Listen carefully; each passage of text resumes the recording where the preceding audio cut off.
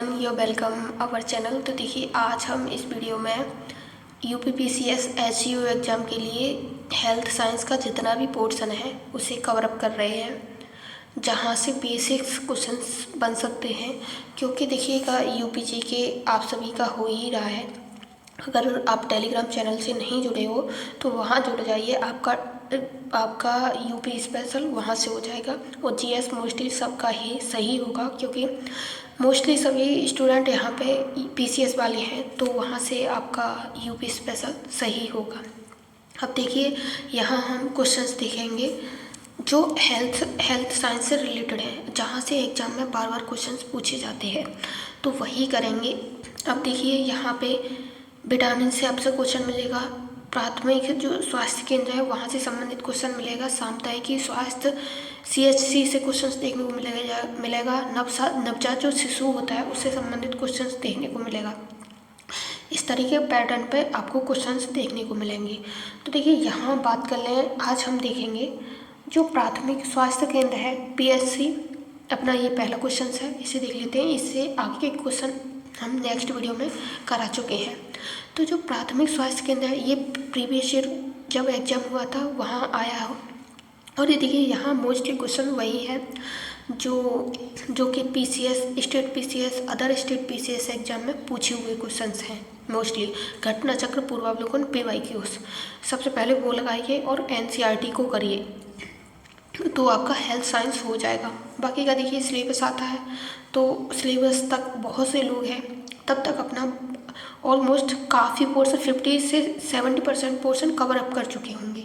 तो देखिए जो प्राथमिक स्वास्थ्य केंद्र है जिसे पीएचसी बोलते हैं, यहाँ पे जनसंख्या पे कितने बेड, कितने जनसंख्या पे कितने बेड एक स्वास्थ्य केंद्र में होते हैं, आपको मैनेजमेंट ही संभालना है, तो इससे संबंधित क्वेश्चंस तो देखने ही होंगे। तो 30,000 जनसंख्या, ग्रामीण जनसंख्या पर 6 बेड होते हैं, और एक चिकित्सा अधिकारी स्वास्थ्यकर्मी 3 स्तरीय स्वास्थ्य प्रणाली का भाग लेते हैं इसमें। अब देखिए पीएचसी पे देख लिया, अब देखेंगे सीएचसी जो सामुदायिक होता है उस पर कितनी जनसंख्या पे कितने बेड्स होते हैं। तो जो सामुदायिक स्वास्थ्य केंद्र होता है वहाँ पे देखिएगा, यहाँ पे 1,20,000 की जनसंख्या पे 30 बेड होते हैं। अगर पूछ लिया जाए कि अस्पताल में कितने बेड होते हैं, तो 30 बेड होते हैं।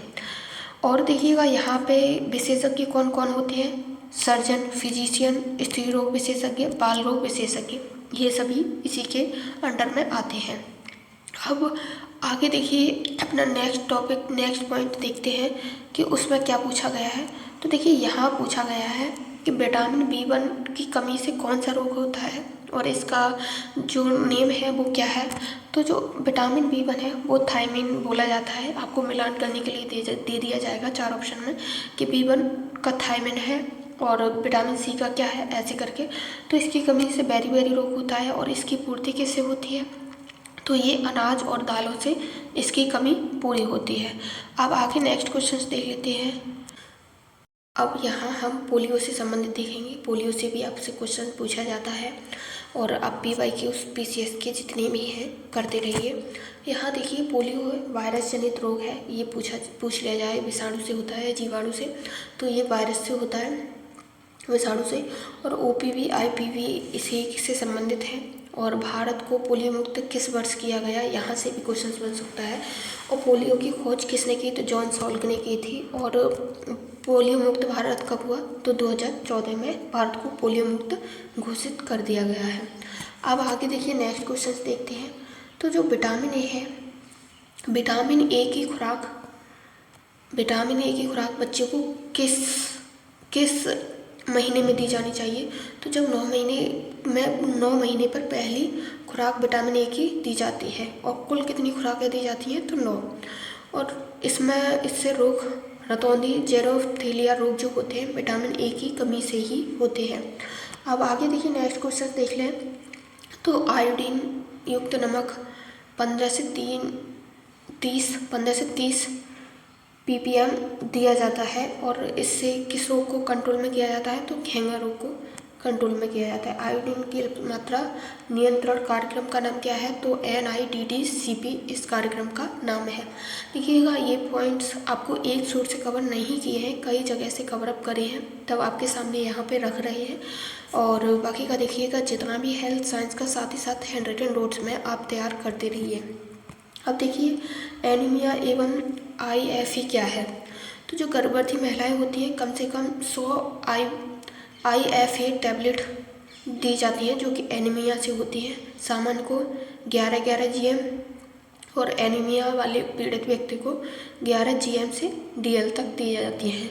राष्ट्रीय कार्यक्रम एनीमिया मुक्त भारत कब हुआ? तो ये 2018 में एनीमिया मुक्त भारत कर दिया गया था भारत को।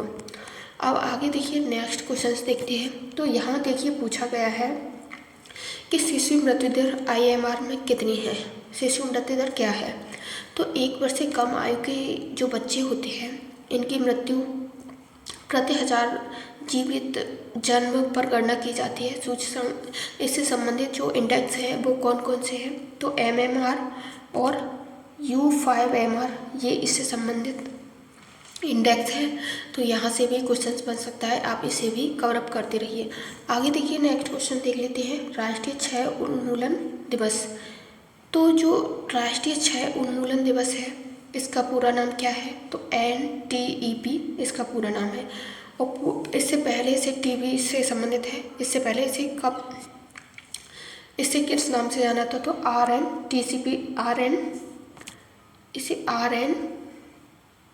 RNTCP के नाम से जाना जाता था। और जांच इसमें किसकी की जाती है? ट्रूनेट की और CBNAAT की जाती है। डॉट्स रणनीति है इसमें। और भारत को TB मुक्त घोषित करने का लक्ष्य कब तक रखा गया है? तो 2025 तक TB मुक्त करने का भारत को लक्ष्य रखा गया है। अगर यहाँ से पूछ लिया जाए यूपी को तो आप प्लीज़ कमेंट बॉक्स में बताइए कि यूपी को कब तक TB मुक्त करने का लक्ष्य रखा गया है। अब आगे देखिए नेक्स्ट क्वेश्चन देख लेते हैं। यहाँ पूछा है BCG की वैक्सीन कब दी जाती है? तो जो BCG है तपेदिक TB से ही है और ये जन्म के समय दी जाती है, बाएं कंधे के इंट्राडर्मल में और लगाई जाती है। और राष्ट्रीय टीकाकरण कार्यक्रम इससे संबंधित जो कार्यक्रम है वो कौन सा है? तो UIP का एक भाग है इस कार्यक्रम का। अब आगे नेक्स्ट क्वेश्चन देख लेते हैं। देखिए यहाँ पशु के काटने पर मतलब रेबीज कुत्ते के काटने पर होता है, किसी सांप या जानवर के होते हैं तो उससे कौन कौन सी वैक्सीन दी जाती हैं, क्या संबंधित है? तो देखिए यहाँ देखिए 10 से 15 मिनट साबुन बहते पानी से घाव को अच्छे से धोना चाहिए। एंटी रेबीज वैक्सीन लगवानी चाहिए। आवश्यकता अनुसार IG रेबीज इम्यूनोग्लिज्म। और देखिए महत्वपूर्ण रेबीज 100% घातक 100% हो के जाने योग्य रोग है। यहाँ ये एक रेबीज वाली जो बीमारी है काफ़ी घातक हो सकती है अगर आप ट्रीटमेंट नहीं लेती हो सही टाइम पे, तो उससे संबंधित है। अब आगे देखिए नेक्स्ट देखते हैं कि अगर आपको हीट स्ट्रोक लग जाती है, जब लू लग जाती है तो उससे क्या क्या होता है? तो जो लू से है, अगर किसी व्यक्ति को लू लग जाए तो तेज़ बुखार, बेहोशी, सूखी त्वचा ये सभी इससे संबंधित है। ठंडी जगह पर लिटाएं, शरीर को ठंडी पट्टी रखें और ORS पानी दें दोपहर। और देखिए इसमें रोकथाम में क्या है? दोपहर में धूप से बचें, पर्याप्त पानी पिएं, ये हीट वेव से आपको बचा सकता है। अब यहीं देख लें डिहाइड्रेशन। अब यहाँ आपसे पूछ लिया जा सकता है डिहाइड्रेशन क्या है? तो देखिए डिहाइड्रेशन अलग होता है, लू हीट स्ट्रोक अलग है। तो डिहाइड्रेशन है, इसे निर्जलीकरण भी बोलते हैं। और इसमें टैबलेट किसकी दी जाती है बात करें तो जिंक की टैबलेट दी जाती है, जो कि बच्चे के जन्म के समय ही दी जाती है 14 दिन के अंदर। और इसमें देखिए क्या है, डिहाइड्रेशन होता है स्वच्छ जल, हाथ धोना, ये डायरिया और डिहाइड्रेशन, हीट स्ट्रोक इसी से संबंधित है। अब देखिए यहाँ हम कुछ क्वेश्चंस देखेंगे जो कि राष्ट्रीय कार्यक्रम चल रहे हैं उन्मूलन उनसे संबंधित।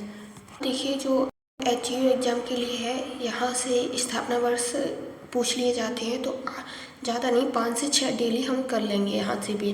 तो देखिए यहाँ पूछ लिया जाएगा हेल्थ से संबंधित जितने भी योजनाएं हैं और संगठन हैं उनसे संबंधित। तो WHO की स्थापना कब हुई? तो ये 7 अप्रैल 1948 को हुई। अब वही बात करें, विश्व स्वास्थ्य दिवस कब मनाया जाता है? ये भी 7 अप्रैल को ही मनाया जाता है। और राष्ट्रीय टीकाकरण कार्यक्रम ये 1985 में शुरू किया गया था। अब देखिए यहाँ बात करें मिशन इंद्रधनुष, इसकी शुरुआत कब की गई? तो मिशन इंद्रधनुष की शुरुआत 2014 में की गई थी। जननी सुरक्षा योजना 2005 में इसकी शुरुआत की गई थी। और यही बात करें आयुष्मान भारत योजना की शुरुआत, तो ये हमारी 2018 में की गई। SDG 3 सभी के लिए स्वास्थ्य, SDG जो 3 है वो स्वास्थ्य से संबंधित है और ये सभी के लिए उत्तम स्वास्थ्य को लेकर इसमें बात करी गई है। तो देखिए यहाँ हमने जो भी हेल्थ रिलेटेड क्वेश्चन है 10 से 15 क्वेश्चन डेली करेंगे, इससे हमारा टॉपिक वाइज क्लियर होता रहेगा घटना चक्र पूर्वावलोकन से। तो हो सके आप भी साथ ही साथ नोट डाउन करते चलिए और बाकी का अपना फीडबैक चाहिए। तो आज के लिए बस इतना ही। Thanks for watching this video.